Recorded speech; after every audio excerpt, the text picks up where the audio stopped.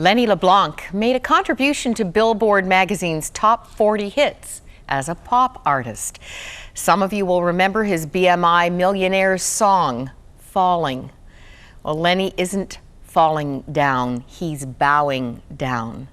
As we've just heard, I am so thrilled he's here again from Alabama. Lenny, come on in here.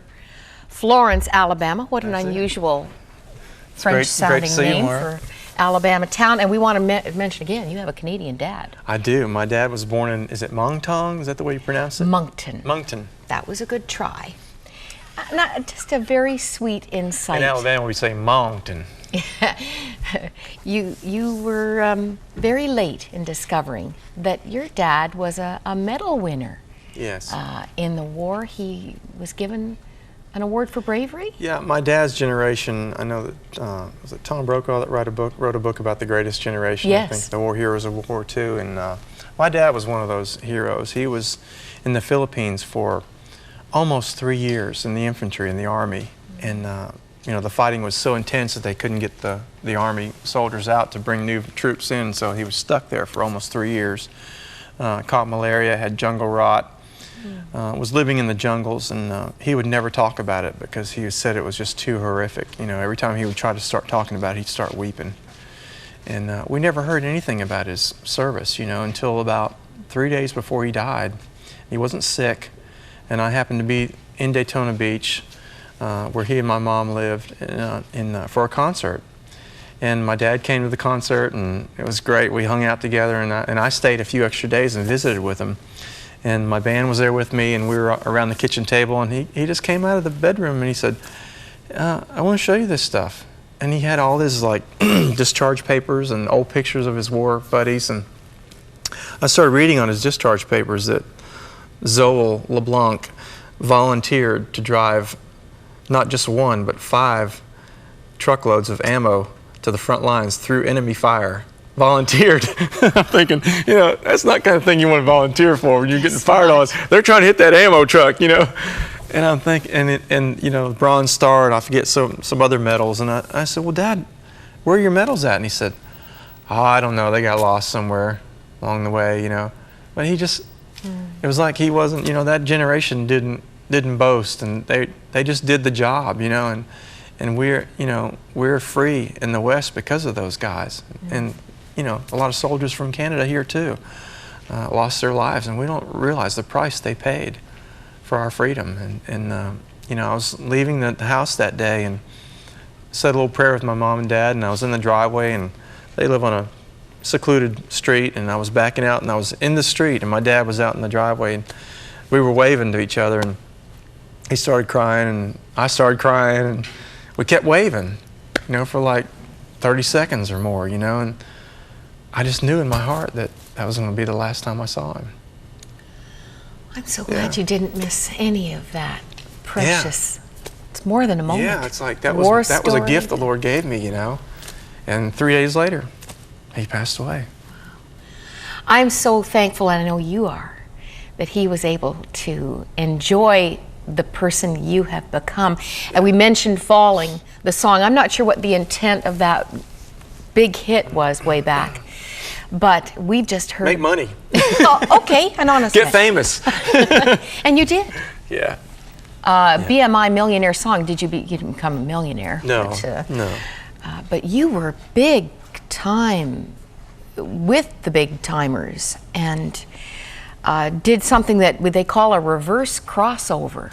Yeah, I was about 26 years old, and really, you know, was having a lot of success in pop music, singing and playing on a lot of other artists' records, as well as making my own. And we had the big hit Falling, and you know, when you have a hit like that, you get to be on all the big television shows. I went on American Bandstand and Merv Griffin and Dinah Shore and the Midnight Special.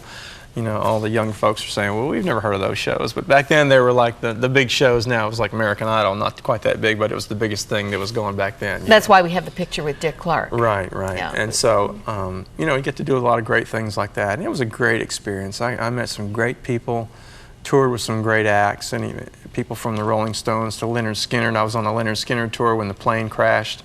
You know, we were good friends. We had the same manager. He managed us, the Stones, and Leonard Skinner. And another You band. weren't on the plane. We were not on the plane. We were asked to be on the plane with them because we were buddies. But they had 2 seats left open, but my partner and I felt that our band would feel slighted if we flew. And plus, we wouldn't have been on that particular flight anyway because we split up for one day, and we went to Daytona Beach and headlined our own concert, and then we were going to meet back up in Baton Rouge, Louisiana for the next date. And that's when the plane crashed. It was on its way to Baton Rouge. And they were complaining that whole week that the plane was running really rough, and it was due for a service in Baton Rouge, and it's just really sad. Sad day. God spared you through many things. Just back to the Dick Clark moment. Yeah. You're wearing the Daytona Beach Right. T-shirt, and you were telling us last program that you did that as a tribute to your brother. Yeah, my older brother was in county jail serving a little stint for a drug charge, and all the guys in his cellmates didn't believe him that I was going to be on American Bandstand, and so I said, well, I'm going to wear a Daytona Beach T-shirt, and you tell him I'm going to have it on. So that'll be proof. You know? You shared last time about being challenged by a drug smuggler, one of your friends, Right. who had found Christ and really wanted you to be in heaven where he knew now he was going to spend eternity. Yeah, he was like an older brother to my brother and I, and every weekend we would come home, and on Friday night he'd spend the night with us, and he'd sleep on the floor between our twin beds. So he was just really a close friend, and he went to Vietnam, and I would write him letters every week I was still in high school, and he said I was the only one that wrote him.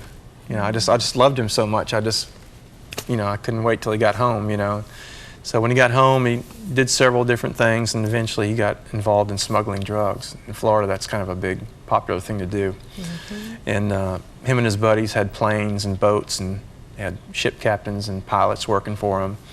So they were really heavily involved, and the state authorities were on their tails, and the IRS was on their tails, and it got pretty heated up for him, and him and his wife left town, and they went to Mississippi, where she was from, and they both went out in the woods, and just for kind of a heart check, you know, and they both came back with the same realization that they needed to give their lives back to the Lord, because they'd grown up in church, and they really, you know, they came to the conclusion they needed to give their hearts to God in a fresh way. So rededicated his heart to the Lord and called me late one night. I was home from a tour, laying in bed, and said, Lenny, I got saved, and I'm going to heaven, and I want you to be there with me. Are you saved? And I thought, man, just when things are going good, you know. Here I was at the height of my career, poised to go on and do the next step, the next level. And I knew something profound had happened to him, because I knew this guy. You know, when you know someone really good, like a family member, you can tell if it's just some kind of tangent they're on, or if it's something really profound had happened to them. And I knew something really deep had taken place in his life. And I didn't even know what saved even meant. I had no idea of anything spiritual. I hadn't been in a church in probably, 20 years. So you didn't intentionally lie to him when you said, No, yes, I said am. yes. I was ignorant. I didn't know what it meant. I said, yeah, I guess, I thought, I'd hear people get saved, I said, what, the guy fall in a river or something? Somebody pulled him out or something, I was just ignorant. You were really out of the loop. Yeah, I was out of the loop big time. But, he sent me a Bible, and I started reading the scriptures, and it was like I began seeing myself in different characters of the Bible. I see myself as the rich young ruler, because I had everything a young man would want, even though I'd left my 3-year-old daughter and my wife 6 years earlier for my career, because I was just eating up. My career was my God. I worshiped the gift I'd been given, and I was just eating up with myself. Everything revolved around me and what I wanted. And I had a tremendous amount of guilt for that, but my selfishness outweighed the guilt, if that makes any sense.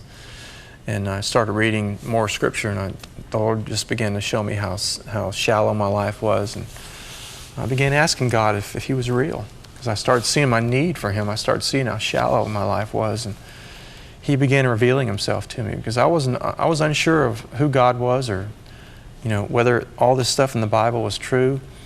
I started asking Him, God, are you real? Is all this stuff that I'm reading true? And the Holy Spirit came into my house, and I was just overwhelmed by the Spirit of God, and I can't explain how it happened or when it happened, but my heart began to change. I would walk out on the front porch and look at the trees, and they just looked greener. I began remembering things that I'd done that I needed forgiveness for, and I just fall on my face and start weeping like a little boy.